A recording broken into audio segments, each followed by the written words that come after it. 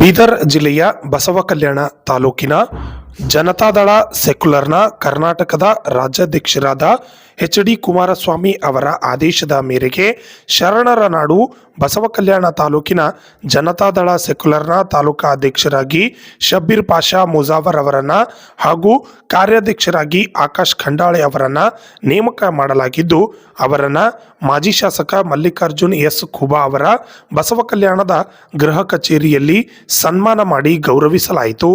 ಈ ಸಂದರ್ಭದಲ್ಲಿ ಜನತಾದಳ ಸೆಕ್ಯುಲರ್ನ ಅನೇಕ ಮುಖಂಡರು, ಕಾರ್ಯಕರ್ತರು ಸನ್ಮಾನ ಮಾಡಿದರು.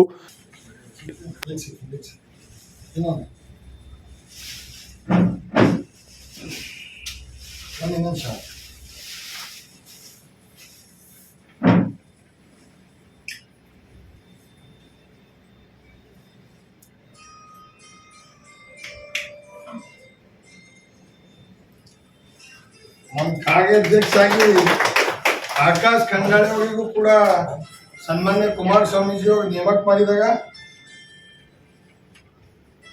ಇದರ ಜವಾಬ್ದಾರಿ ಸಂಘಟನೆ ಮಾಡಬೇಕು.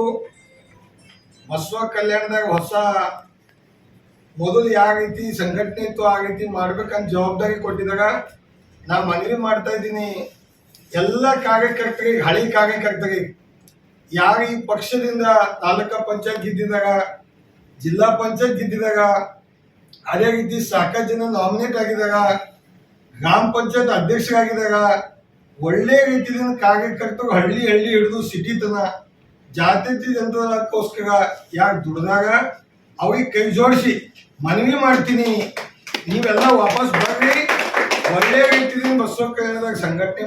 ನಂತರ ಕಾರ್ಯಕ್ರಮ ಉದ್ದೇಶಿಸಿ ಮಾಜಿ ಶಾಸಕರಾದ ಮಲ್ಲಿಕಾರ್ಜುನ ಎಸ್ ಖೂಬಾ ಹಾಗೂ ಶಬ್ಬೀರ್ ಪಾಷಾ ಮುಜಾವರ್ ಮತ್ತು ಆಕಾಶ್ ಖಂಡಾಳೆಯವರು ಮಾತನಾಡಿದರು. ಎಲ್ಲರೂ ಒಂದು ವಿಚಾರ ಮಾಡಿ ನೋಡಿದಾಗ ಅಪೋಸಿಷನ್ ನನಗೆ ಬಸವ ಕಲ್ಯಾಣದಾಗ ನನ್ನ ರಾಜಕೀಯ ಅನುಭವ ಪ್ರಕಾರ ಬಸವ ಕಲ್ಯಾಣದಾಗ ಕಾಂಗ್ರೆಸ್ ಮತ್ತು BJP ruling party, opposition party ಅಲ್ಲ, ಎರಡು ಪಾರ್ಟ್ನರ್ಶಿಪ್ ಪಾರ್ಟಿ. ಬಸವ ಕಲ್ಯಾಣದಾಗ ಇವತ್ತು ನಾನು ಏನು ನೋಡ್ತಾ ಇದ್ದೀನಿ, ಇಡೀ ದೇಶದಾಗ ಅಪೋಸಿಷನ್ ರೂಲಿಂಗ್ ಅದ, ಬಸವ ಕಲ್ಯಾಣದಾಗ ಇಬ್ಬರು ಪಾರ್ಟ್ನರ್ಸ್ ಇದ್ದಾರೆ. ಆ ರೀತಿ ಬಸವ ಕಲ್ಯಾಣದಾಗ ಆಗಬಾರ್ದು. ನಾವು ಈಗ ಮುಂದೆ ಬರ್ತಕ್ಕಂಥದ್ರಿಂದ ನ್ಯಾಯಕ್ಕಾಗಿ ಜನರದ ಎಲ್ಲೆಲ್ಲಿ ಕೆಲಸ ಆಗಲ್ಲ, ಅಭಿವೃದ್ಧಿಗಳಾಗಲ್ಲ, ಯಾವ ನುಡಿದಂತೆ ನಡಿ ಜನ್ಮ ಕಡಿ ಅಂತ ಭಾಷಣ ಮಾಡಿದಾಗ ಇಲ್ಲಿ ಏನೇನು ಮಾಡಿದಾಗ ಲೆಕ್ಕಕ್ಕೆ ನಾವು ಹೋರಾಟ ಮಾಡೋಂಥ, ನ್ಯಾಯ ಸಿಗತ್ತ ನಾವು ಹೋರಾಟ ಮಾಡೋಂಥ ಕೆಲಸ ಜಾತ್ಯತೀತ ಜನತಾದಳದ ಎಲ್ಲ ಪದಾಧಿಕಾರಿ ನಾವು ಮಾಡ್ತೇವೆ. ಇಲ್ಲಿ ಸೇರಿದಂಥ ನಮ್ಮ ಜಿಯಾ ಡಾಕ್ಟರ್ಗಾಗಲಿ, ಬಸ್ಸು ಖೂಬೋಗಾಗಲಿ, ನವಾಜ್ ಖುರೇಶಿ ಆಗಲಿ, ನಮ್ಮದು ಜನಾರ್ದನ್ಗಾಗಲಿ, ಸಂಜು ಸಮನುಗೆ ಆಗಲಿ, ಇವತ್ತು ಗಡಬಡಿದಾಗ ಸ್ವಲ್ಪ ಜನರಿಗೆ ಎಲ್ಲ ಸೇರಿದಂಥ ನಮ್ಮದು ಕಾರ್ಯಕರ್ತರಿಗೆ ಕರೆದು ನಾ ಇವತ್ತು ಚಾಲನೆ ನೀಡಿದೆವು, ಜವಾಬ್ದಾರಿ ಕೊಟ್ಟಿದ್ದೆವು. ಮುಂದೆ ಬರ್ತಕ್ಕಂಥದ್ರಿಂದ ಒಳ್ಳೆಯ ರೀತಿಯಿಂದ ಜನತಾದಳ ಬುನಾದಿಯಾಗಿ ಬೀದರ್ ಜಿಲ್ಲಾದಾಗ ಒಂದು ಬಸವ ಕಲ್ಯಾಣ್, ಒಂದು ಬೀದರ್ ದಕ್ಷಿಣ, ಈಗಾಗಲೇ ನಾವು ಕೂಡ ಶಾಸಕರಿದ್ದಾಗ ಜನತಾದಳದಿಂದ ನಾವು ಗೆದ್ದಿದ್ದು.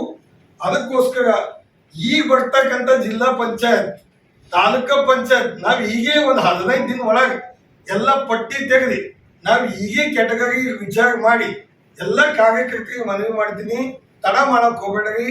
ಮೊನ್ನೆ ಏಪ್ರಿಲ್ ಮೇ ಮುಗಿದ ತಕ್ಷಣ ಇದು ಏನು MP ಚುನಾವಣೆ, ನಿಮ್ಮದು ಜಿಲ್ಲಾ ಪಂಚಾಯತ್, ತಾಲೂಕಾ ಪಂಚಾಯತ್ ಚುನಾವಣೆ ಬರ್ತದೆ. ಹೀಗೆ ನೀವು ಎರಡು ಕೆಲಸ ಮಾಡ್ಕೊಳ್ರಿ, ಝಡ್ಪಿದು ಮಾಡ್ಕೊರಿ, MP ಮಾಡ್ಕೊರಿ ಅಂತ ಮನವಿ ಮಾಡಿ ಇವ್ರಿಗೆ ಎಲ್ಲರಿಗೂ ನಾ ಇವತ್ತಿನ ದಿವಸ ಏನು ಕಾರ್ಯಕರ್ತರು ಸೇರಾಗ ಎಲ್ಲರಿಗೂ ನಾ ಶುಭ ಕೊಡ್ತೇನೆ. ಈ ಹಿಂದಿದ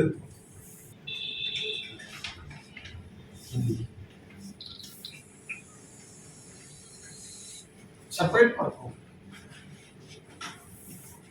आने वाले लोग मल्लिकार्जुन खूबा साहब को MLA बनाना होकर हमारे भगवान से चाहत है, हम भगवान से दुआ करते हैं। जय हिंद, जय करनाल। आपके मार्गदर्शन पर सम्मानीय एच.डी. कुमारस्वामी साहब, बंडेप्पा काशीपुर साहब, जिलाध्यक्ष रमेश पाटिल सोलपुर साहब, इन सब ने जो हमको ये दूसरी बार जिम्मेदारी दी है, मैं सिर्फ 2 चीज कहना चाहता हूँ. पहले जब हमको कार्याध्यक्ष जब किया था तो हमको उतना खुशी नहीं हुई थी, लेकिन आज उससे ज्यादा खुशी हो रही है.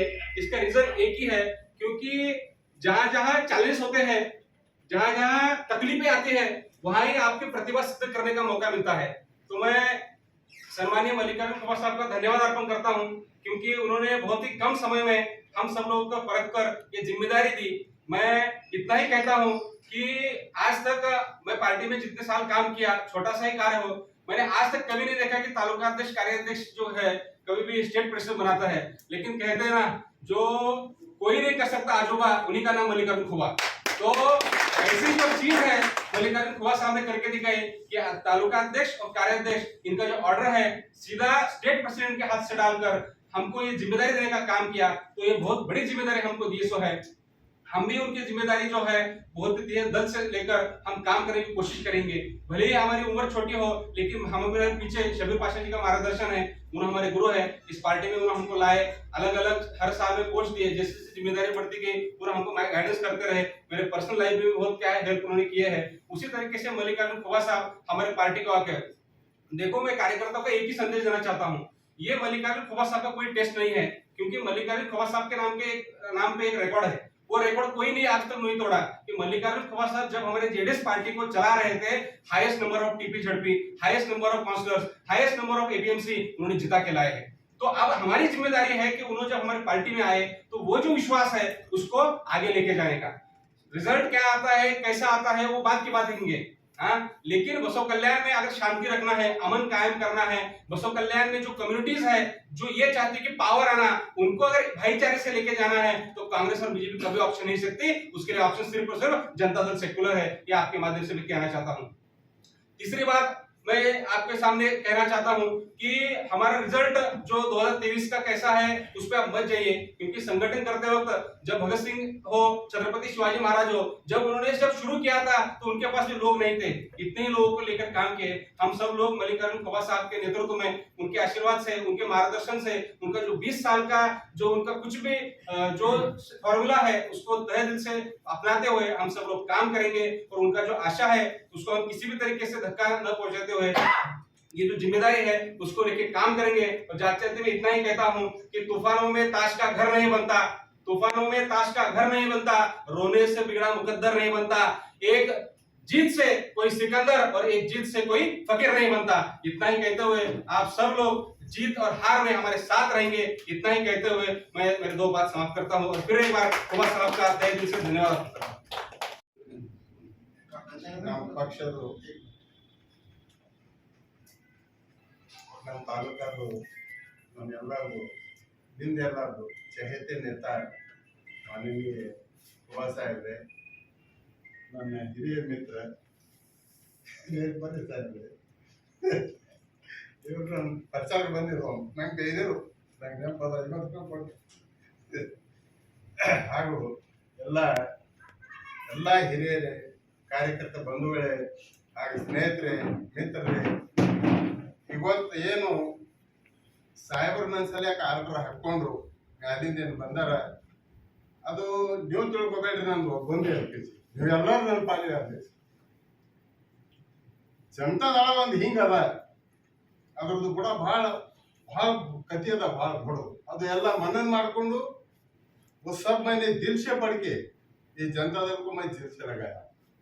और कभी सुने होंगे मैं बात भी कर रहा हूँ कि जनता दल मैं कभी भी नहीं छोड़ूंगा, मर जाऊंगा लेकिन छोड़ूंगा नहीं।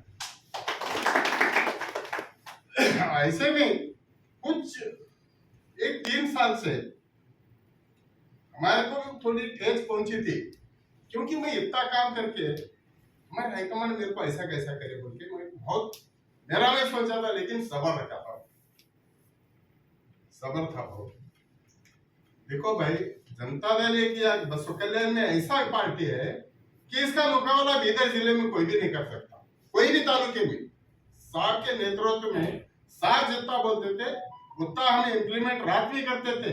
उन्होंने रात में ऑर्डर देना, दिन निकलने में फॉलो करना, कहाँ जाना है, कौन से गांव को जाना है, किसको मिलना है, ये करके हमने संगठन ऐसे बनाए थे कि बसव कल्याण के गाड़ियां बीदर के मीटिंग को गए तो बीदर बसव कल्याण की मीटिंग है बोलते थे, बीदर के कोई भी नहीं होते। ये सब किसके लिए? आपका साथ था साहब, आप जो ना दिल से साहब को लगा लिए थे। हम कुछ करने वाले नहीं, तो भगवान करने वाला है। क्योंकि देखो, पैसा वही है जो पास में है, पैसा वही है जो पास में है, ताकत वही है जो हाथ में है। अपने वही है जो साहब के साथ भी है, क्योंकि दोबारा अध्यक्ष होने का मैं साहब को बोले रिक्वेस्ट करें, साहब 18 साल हो गए, उम्र हो गए, और किसी को तो बना। तो साहब बोलने लगे तजुर्बा होना भाई, तुम बैठो, तुम्हारे हाथ में पूरे कार्यकर्ता अध्यक्ष है।